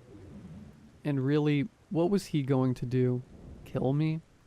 We dated for a while, mostly just casual, but I had fun with him. Maybe a bit too much, because one day I blurted out something I shouldn't have. I told him I couldn't die. He didn't believe me, of course. Who would? He just thought I was drunk, which in fairness, I was, or I wouldn't have said anything in the first place. In the sober light of day, I was glad he hadn't believed it, and hoped he would just forget the whole thing. Maybe he would have, if it hadn't been for the climbing incident. It was just the two of us up there that day. We were free soloing up a somewhat challenging route that I hadn't tried before, and no one else was crazy enough to join us. Maybe I was trying to impress Reese a bit. I'm not really sure. Whatever the reason, I jumped for a handhold that I couldn't quite reach and I didn't make it. I fell a long way and landed badly. And I don't mean a broken leg or a sprained shoulder. Badly. I felt my neck hit rock, felt it snap. I knew I had died there. I could always tell when I died, and it just didn't take. This was definitely one of those times. On the upside, it did resolve the cold I had been struggling with for a few days, so silver linings. You see, a few moments after I die, my body simply resets to a state of perfect health. Slate wiped clean. If it didn't hurt in a way that I can't really even describe, I would probably have used it to cure all my ailments, but I digress. By the time Reese climbed down to me, I was already brushing myself off and preparing a story about how I had managed to catch myself a couple of times on the way down, so I really didn't fall that far. I'd hoped his view of my tumble hadn't been very good, but I could tell by the look in his eyes that I hadn't been that lucky. He'd seen everything, and he knew I was lying. Reese didn't call me out on it though. He acted like everything was normal, and we even continued to see each other. I convinced myself that I had gotten away with it and resolved to be more careful in the future. Then the accident started. The first time it happened, I was just walking up to his apartment when the air conditioner dislodged itself from the window and came hurtling down, landing only inches from me. Reese apologized profusely, saying he was trying to do some repairs and it slipped, but it kept happening. My brakes failed. I got brutal food poisoning whenever he cooked for me. I stepped into the shower to find that the tub had been greased. I probably let it go on longer than I should have, but I assumed it was just bad luck. At first. After all, he would have to be crazy, right? But eventually, it was too much. Even for me. And I confronted Reese about all the strange accidents that had befallen me recently. At first he tried to deny it, but eventually he admitted that he now believed that I couldn't die, and he just wanted to see how it worked. What was the harm if he wasn't hurting me? I corrected that misconception pretty quickly. It did hurt to die. It was, in fact, excruciating, even the ways people usually considered painless, because if you lived, you still had to feel everything reset itself, and that wasn't pleasant. He apologized, saying that he misunderstood, and asking for another chance. I agreed, in part because I didn't want him to go blabbing to everyone in town. In reality, that should have been the least of my concerns. There are worse things than gossip, even worse things than death, it turns out. I woke up the morning after we reconciled to find that I was chained to an operating table. It didn't take long for me to learn why. See, Reese has always been the type of guy who is skilled at using people. It turned out that all that testing and observation was just Reese determining the best way to use me. Once he learned that I retained no lasting damage from any of my fatal injuries, he realized that he could basically use me to print money. After all, I have O-negative blood and a functionally infinite supply of almost any organ you could possibly want. He started a black market online auction site where he sells off healthy organs to the highest bidder. Never too many at once. He didn't want to flood the market. Just enough to finance his lifestyle. I am not sure how long I was down in that dingy basement. Months at least. Maybe a year. Dozens of operations. Months of feeling exquisite agony of a scalpel slicing through my skin and muscle. Dozens of deaths. And the unfathomable pain that came with them. More than the human mind should have to bear. Physically, I am in perfect health. As fit as the day I woke up in chains. Mentally, well, that is a bit different. It never fades, you see, the feeling of dying. I have wished for real death 1,000 times since that first morning, But you only get one wish, which means that there was only one avenue left open to me, the one I should have taken years ago.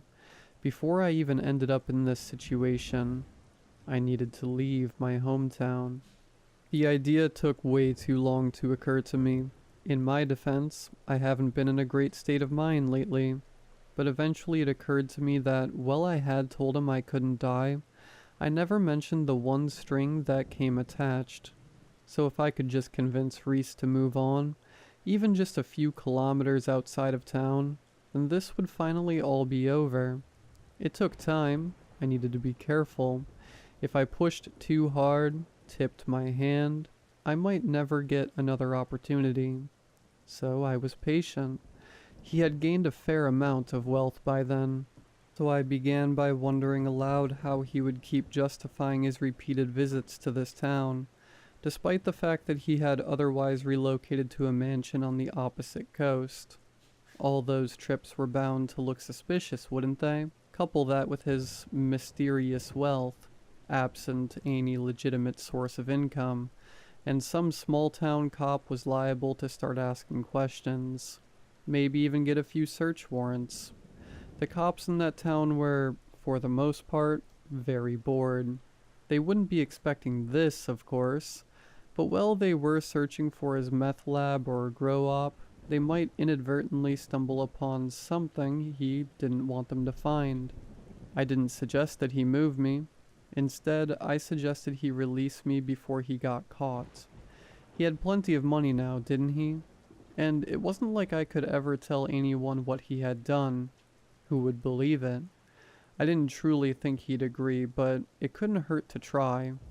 He ignored me at first, but over time, I could see that it preyed on his mind. He increased security, started coming less and less often, and when he was there, he was constantly looking over his shoulder. After about a month, he finally made the obvious choice. He had decided to move me to a reinforced bunker he had constructed under his new estate. It would really be for the best, he gloated. No chance the cops would notice if he didn't even have to leave home to go to the bank, as he called it. I had to struggle to hide my smile. And that brings us pretty much up to the present. I arrived at my new accommodations this morning, smuggled over on his private jet. If only I could have at least looked out the window. But of course they kept a bag over my head the whole time. I wish I had gone out and seen the world. Well, I still had the chance, despite the risks. But hindsight is 20/20, isn't it? I can at least take a little bit of pleasure in the thought that Reese will never understand why it didn't work this time. He deserves worse, of course, but this will have to be enough for me. He'll be down here soon to harvest my lungs or heart or kidneys, and then I won't have to care about him at all anymore. I am looking forward to it. I hope somebody sees this account someday. I'd like to think that someone will eventually know the truth, but even if they don't, that's okay. I got what I really needed in the end. I got out of my hometown.